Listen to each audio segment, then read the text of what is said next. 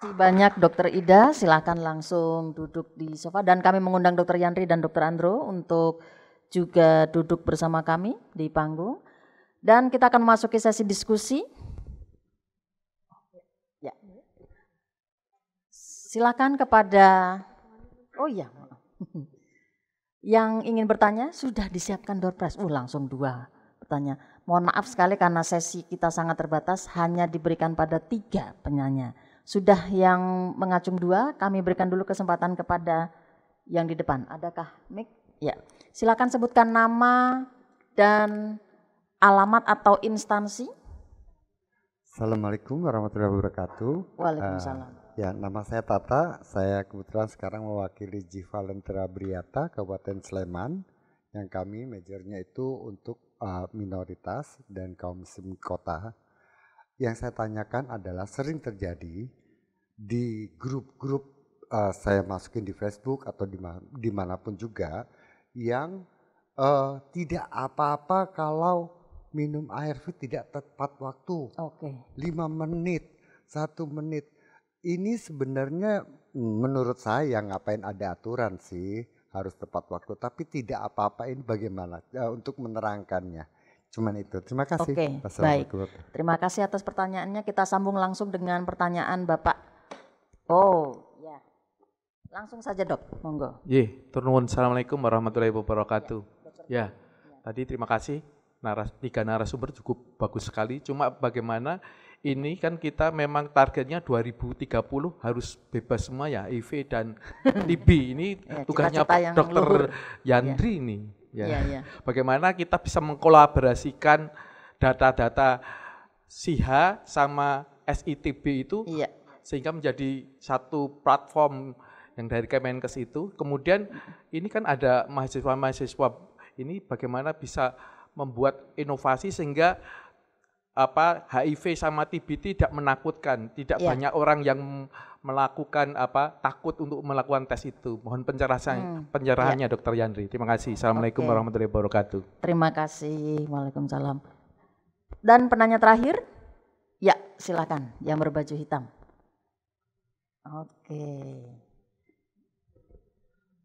Terima kasih dokter, nama saya Sindit dari Victory Plus. Izin tanya dok, tadi ada penjelasan dari dokter Andri untuk non gonore. Nah, untuk non gonore ini kan baik. Mohon maaf. Jadi ini kan tidak tercover sama BPJS. Dan kita tahu untuk yang terkena HIV itu kan enggak semua punya ekonomi yang cukup. Kira-kira dari pemerintah atau mungkin dari dokter-dokter yang sudah bekerja di Sarjito atau mungkin yang udah di Dinas Kesehatan, apakah ada langkah untuk membantu teman-teman HIV yang itu kan sangat-sangat krusial gitu. Cukup dok, makasih. Terima kasih, sudah 3 pertanyaan. Yang pertama terkait info apakah ARV harus selalu tepat waktu. Barangkali ini pertanyaan yang wajib dijawab oleh Dokter Yandri. Silakan dok. Sekaligus menjawab pertanyaan Dokter Tri. Ya.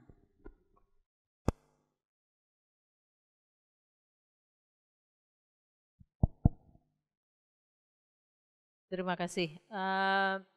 Sebetulnya ini ilmu farmakologi, ada yang mungkin dari farmakologi. Dulu saya ingat adalah waktu Prof. Iwan B. Prahasto itu pengukuhan guru besarnya.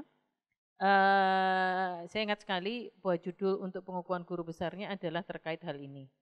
Bagaimana kita mengedukasi masyarakat, bukan hanya ARV, tapi seluruh obat, semua obat. Jadi kalau dokternya ngomong 3 kali sehari, itu sebetulnya kita harapkan, kami juga menyebutnya 1 kali per 8 jam. Kalau 2 kali sehari itu adalah bukan jam 8 unjuk jam 1, ngono ki baru 5 jam gitu. Jadi memang itu perlu kita gaungkan bersama. Matur nuwun Mbak Tata untuk mengingatkan kita, tapi ini untuk kita semua ya. kami sebagai nakes juga perlu diinikan, dan teman-teman sekarang tahu semua obat kalau 1 kali sehari misalnya berarti itu adalah setiap 24 jam kadar di dalam darah itu sudah mulai berkurang. Padahal semua obat itu harus mencapai therapeutic dosis terapeutik kan di dalam darah itu, sehingga ada namanya T setengah, setiap sekian jam dari yang itu tadi berarti sudah berkurang. Nah kalau kita semakin mundur menjadi ada ruang di mana dosis terapi kan tidak tercapai. Nah yang ditakutkan virus menjadi lebih. Jadi kalau kita ini misalnya 100 orang kayak gitu ya, mesti sekitar 10% itu adalah namanya adalah wild type, yang mana ada risiko untuk mutasi. Itu adalah rumus alam gitu ya. Nah, minum obat kita yang secara konsisten itu mempertahankan yang 10% itu tetap 10%. Sehingga kita menahan strain-strain yang kemungkinan resisten ini tidak tambah berkembang. Oke. Itu sekali lagi diingatkan. Yang kedua ini sebetulnya tadi Dr. Andro juga mengingatkan gitu ya, ini di sisi lain bahwa misalnya dok pasangan saya juga HIV kok, biarin aja nggak pakai kondom dan sebagainya. Tidak. Mungkin mempunyai strain yang berbeda. Sehingga yang awalnya saya punyanya adalah yang masih sensitif ARV tertentu, tiba-tiba berpasangan tidak pakai kondom mendapatkan HIV tambahan adalah dari strain yang berbeda. Ini yang paling repot nanti. Kita akan kerepotan sementara di Indonesia tidak punya fasilitas untuk mengecek sampai resistensi segitu. Mahal sekali kalau kita itu. Sehingga apa yang bisa kita lakukan bersama adalah saling mengingatkan apa artinya 1 kali sehari, 2 kali sehari. Jadi jam 8 ya jam 8 dan sebagainya. Nakes juga mungkin untuk adik-adik saya dan sebagainya perlu kita mengingatkan konseling pada pasien itu lebih lengkap kayak gitu ya. Bukan hanya 2 kali sehari, tetapi juga membantu untuk disesuaikan jamnya kayak gitu. Seperti yang paling gampang itu dulu efavirenz gitu kan. Nah efavirenz kalau teman-teman hidupnya malam, wah jadi mabuk dok, nggak bisa jadi punya uang kayak gitu kan. Ya sudah, boleh diminum tapi tetap saja setiap 24 jam kali seperti itu ya. Kita harus membantu bahwa obat fit into their life gitu. Jadi bisa mengikuti pola hidupnya. Itu yang mungkin message kita bersama untuk mengingatkan saya juga ketika konseling terapi.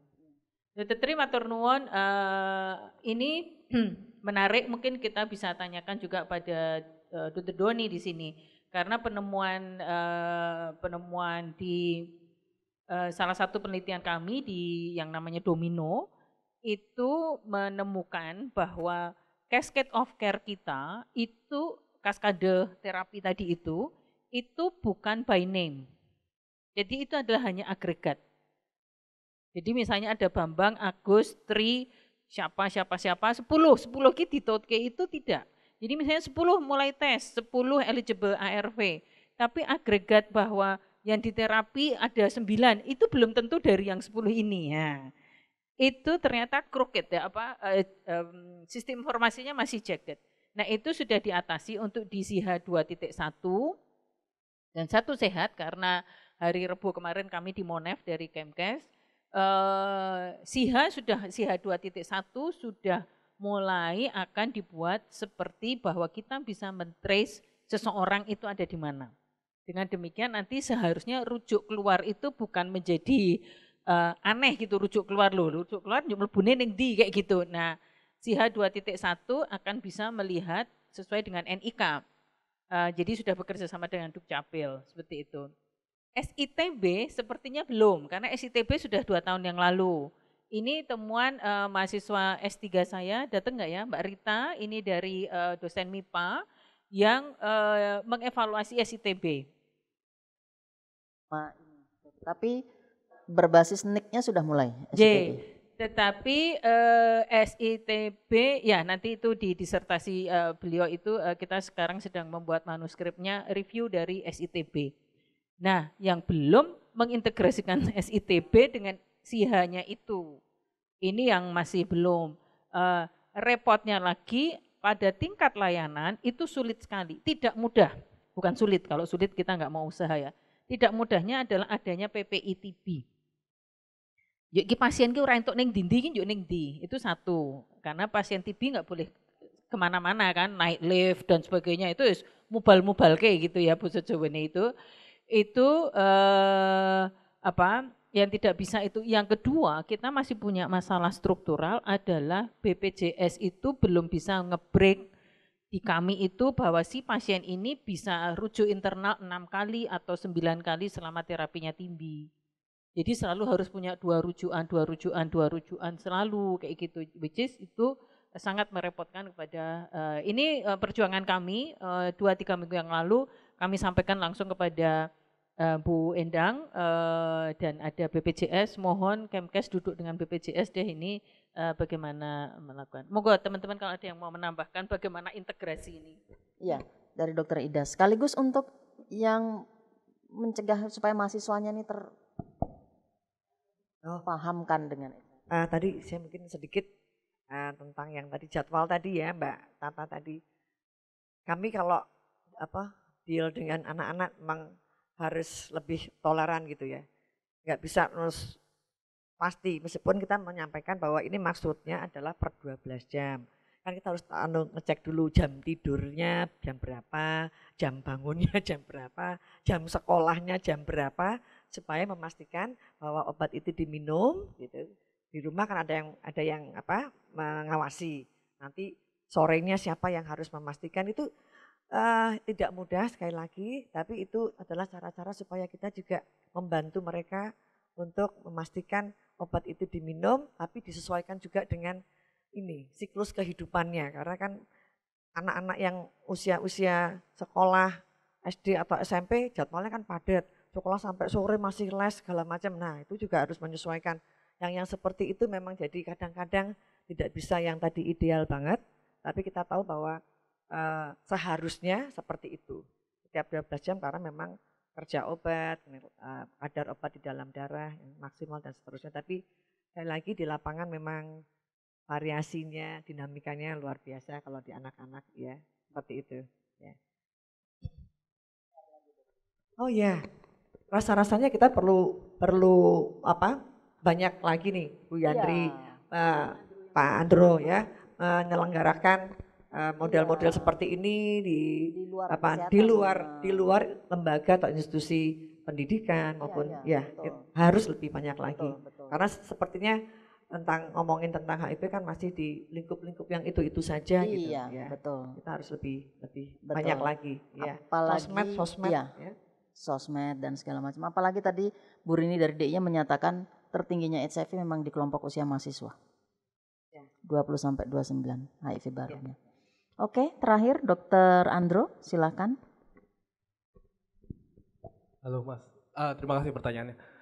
Jadi untuk sebagian besar IMS, gonore, sifilis, itu memang sudah bisa diterapi di puskesmas dan itu ditanggung BPJS semuanya. Mungkin ada puskesmas yang tidak punya alat pemeriksaan, misalkan mewarna anggram, mungkin sekali. Tapi tetap bisa dilakukan pengobatan. Kita ada beberapa cara, misalkan pakai namanya syndromic approach. Jadi kita cuma tanya-tanya aja, kita tahu perilaku resikonya apa, keluhannya apa, kita kasih obat. Itu bisa. Kalau puskesmasnya punya pemeriksaan yang lebih lengkap, pemeriksaan pewarnaan gram, kita lakukan pemeriksaan pewarnaan gram. Dan itu semua ditanggung sama BPJS. Yang nggak ditanggung adalah ketika pasien itu persisten gejalanya, dia sudah diobati yang adekuat di puskesmas, tapi masih ada gejala terus, dan dia dirujuk ke vaskes yang lebih tinggi, misalkan ke vaskes 2 atau vaskes 3 sampai misalkan ke Sarjito, dan kita butuh untuk pemeriksaan identifikasi dari organismenya, misalkan dengan PCR, atau kita butuh kultur dan sensitivitas untuk tahu antibiotik mana yang cocok buat dia, itu yang masih tidak ditanggung sama BPJS. Gitu. Tapi sebagian besar penyakit-penyakit IMS yang prevalensinya tinggi sudah bisa ditangani di puskesmas dan itu ditanggung sama BPJS. Begitu ya Mas, semoga menjawab. Terima kasih. Oke, terima kasih. Masih ada waktu 10 menit. Silakan, masih adakah yang ingin bertanya? Silakan, 1, 2, 3 saja dulu langsung. Oh 5 menit, langsung dikat 5 menit semua. Ya, silakan langsung. Ya, langsung sampaikan nama dan asal instansi. Selamat pagi dok, saya Radit, kebetulan saya kerja di Dinas Kesehatan Kota, tapi pada hari ini saya datang membawa bendera dari teman-teman KDS Dimas. Saya pengen tahu dari Dokter Andro untuk tata laksana Mpox dok. Bagaimana kalau nanti di teman-teman komunitas atau teman-teman sebaya itu ada yang terkena atau terpapar Mpox, itu tata laksananya bagaimana? Kemudian kalau dari salah satu keluarga kita yang terkena itu dengan teman-teman yang positif HIV itu harus seperti apa? Karena kan diingatkan lagi orang-orang dengan HIV itu 14 kali lebih beresiko untuk terkena Mpox. Ya, terima kasih dok. Di berikutnya. Ya.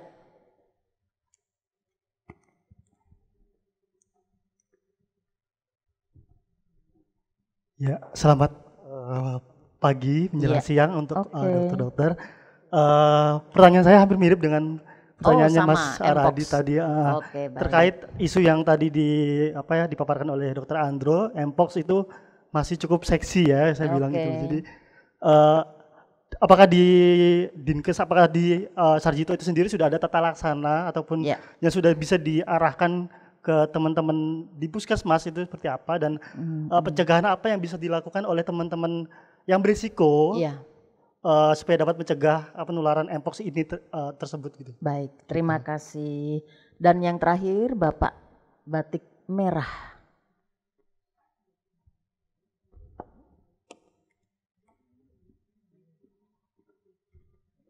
Ya. Dokter Iki. Assalamualaikum warahmatullahi wabarakatuh. Waalaikumsalam. Selamat siang. Ini menunjukkan kalau saya tidak ngantuk Bu Yandri. Tadi saya lihat tampilan dari slide Bu Yandri, saya lalu ngomong sama Bu Sandra, itu apakah sekarang ada obat TB yang baru ya? Apakah saya yang kurang ataukah memang yang salah ngetik? Tadi saya lihat di sebelah kiri INH, sebelah kanan ada ribapentin itu tuh. Apakah itu memang obat golongan baru? Mohon penjelasan. Itu untuk Bu Yandri. Lalu untuk Dokter Andro, pertanyaan saya untuk Mpox, itu katanya di Sarjito kan ada 3 yang disuspek.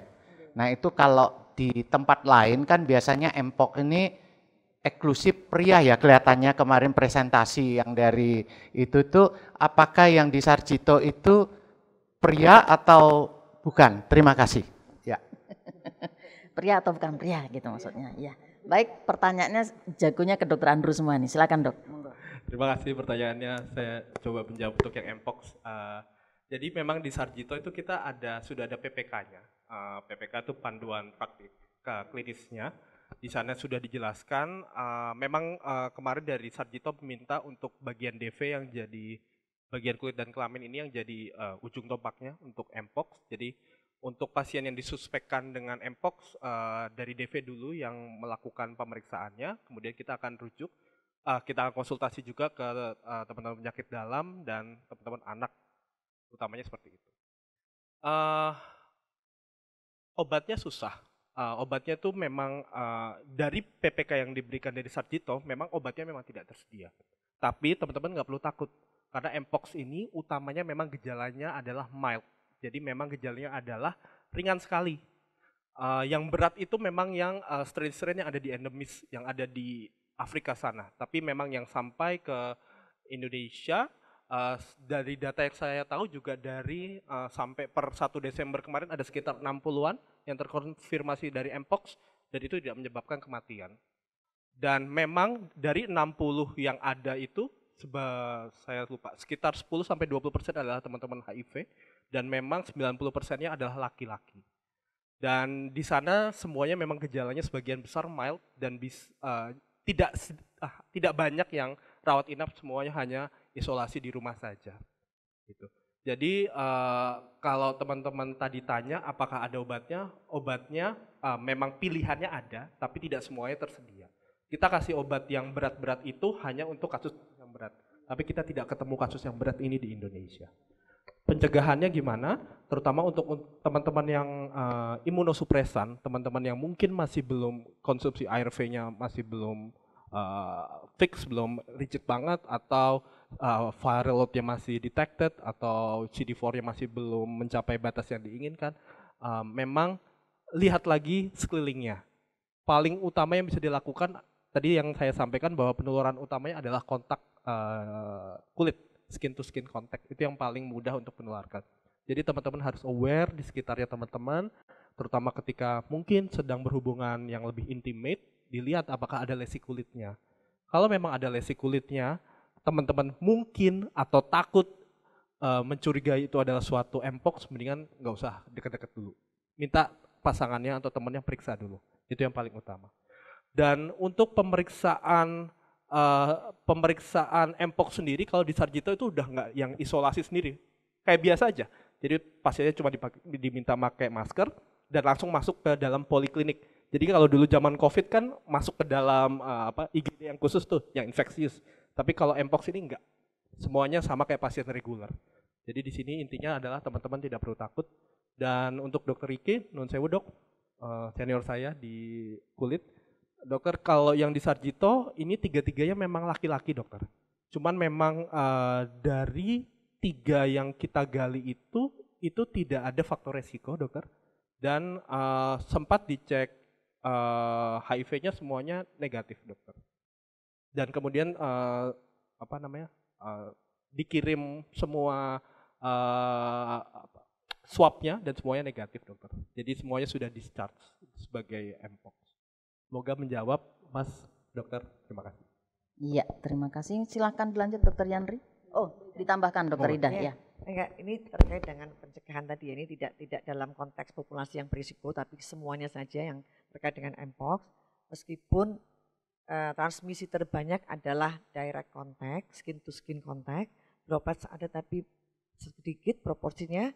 Dan yang tadi Dokter Andro katakan agak kecil kemungkinannya yang lewat homa, tapi tetap dalam konteks saya, misalnya kami sebagai tim PPI di rumah sakit, teman-teman juga ini yang jadi Vaskes, tetap ya kita tetap harus menganjurkan bahwa tadi droplets yang mungkin berada di lingkungan tempat kita berada, kerja, mungkin di meja, di komputer dan sebagainya, tetap harus diperhatikan. Jadi kita juga harus hati-hati untuk itu. Meskipun tadi less likely untuk transmisi, tapi dalam konteks pencegahan infeksi itu kita harus hati-hati. Terima kasih.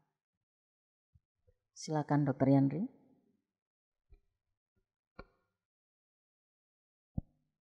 Matur nuwun. Matur nuwun Dokter Andro, kemarin saya juga lupa, tapi Dokter Andro cukup bisa menangkap bahwa ini kesempatan untuk kita meningkatkan kewaspadaan terhadap mpox. Sebetulnya tahun lalu itu sudah rame gitu ya, tetapi sampai akhir tahun lalu hanya 1 dan fine kayak gitu, maksudnya orang tersebut baik-baik saja gitu. Satu dan lain hal, mulai pertengahan tahun ini DKI mulai melihat kasusnya meningkat kayak gitu. Nah, yang ingin saya sampaikan terkait yang mpox ini, yang teman-teman puskesmas justru harus aware.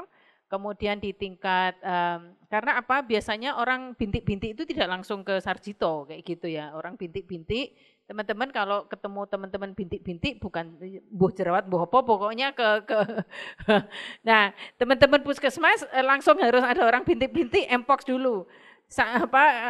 Mpox sampai terbukti tidak kayak gitu. Lebih baik kita berpikirnya seperti itu ya.